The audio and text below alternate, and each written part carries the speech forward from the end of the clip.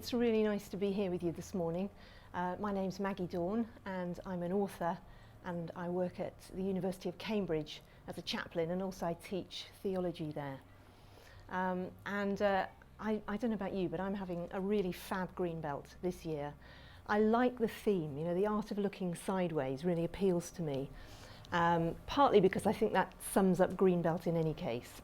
I think Greenbelt always takes a slightly askance look at faith and life and justice, and has the effect on me of making me want to respond to the world in a way that perhaps I hadn't quite thought of before. So I think The Art of Looking Sideways is an excellent title for the festival.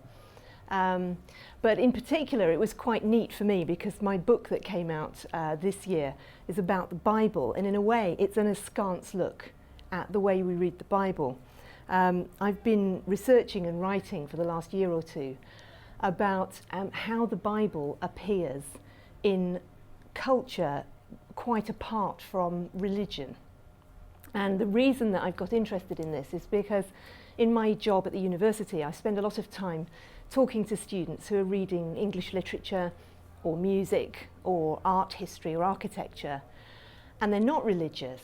And it's become apparent to me that at the moment in our society, people grow up, and if they don't go to church or have a particular reason to engage with the Bible or with Christian ideas, they don't just learn them as part of their general background. Now, it's partly because religious education has changed, and whereas when I was a kid, if you went to school at all, you would hear the story of Adam and Eve and the prodigal son and the Good Samaritan and the parables of Jesus and something about the crucifixion and the resurrection. You'd just sort of have that as part of your general cultural baggage, along with Aesop's fables and the Greek myths and you know, the sort of the bits and pieces of cultural background. And now it seems to me that there's a bit of a cultural cringe factor about Christianity, and people are not, it's more like Christianity is put off to the side, so that only if you're religious or interested in religion do you get to engage with those things. Now, you might think that's fine, but the problem is that if you read Shakespeare or Milton or Chaucer or Spencer or modern stuff, you know, T.S. Eliot is a prime example, or D.H. Lawrence, who was anti-God but still referred all the time to biblical phraseology, you don't get the illusions when you're reading. And the same in an art gallery. If you walk round the National Gallery, I should think about 2 out of every 5 paintings has got religious imagery in it. And how do you know what you're looking at if you really don't know what the stories are at all? So what I did was set out to write down for my students an account, starting with Genesis and ending in Revelation, of what the big building blocks of the Bible are and where you see them appearing in art and literature and music.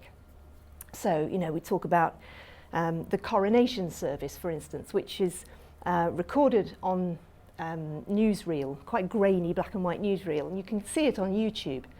And there's all, you know, there's pomp and circumstance, and there's a little carriage going down, which looks a bit like a Cinderella carriage to me.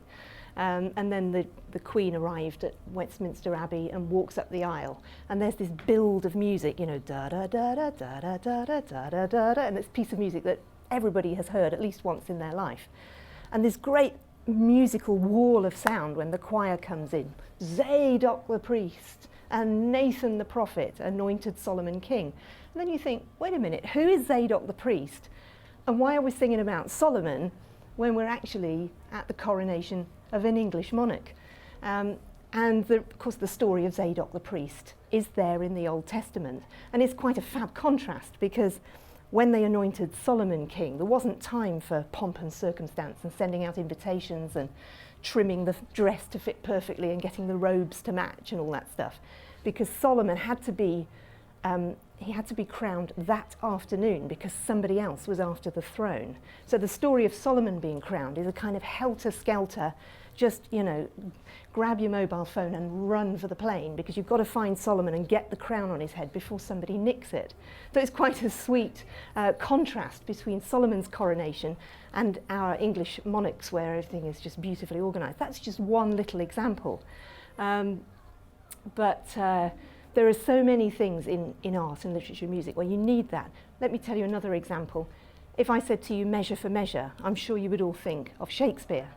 But if you said measure to Shakespeare's audience, they would think of Jesus, because it comes from the Sermon on the Mount. And if you listen to Shakespeare's play, not knowing that that's where it comes from, you miss the kind of foundational issue that underlies the whole play. So that's the reason that I've been writing this stuff. So it's been a bit of a sideways look at the Bible, a non-religious look.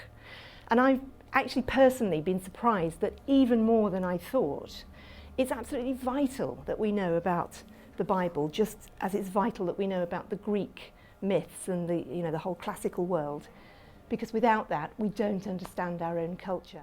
Thank you very much.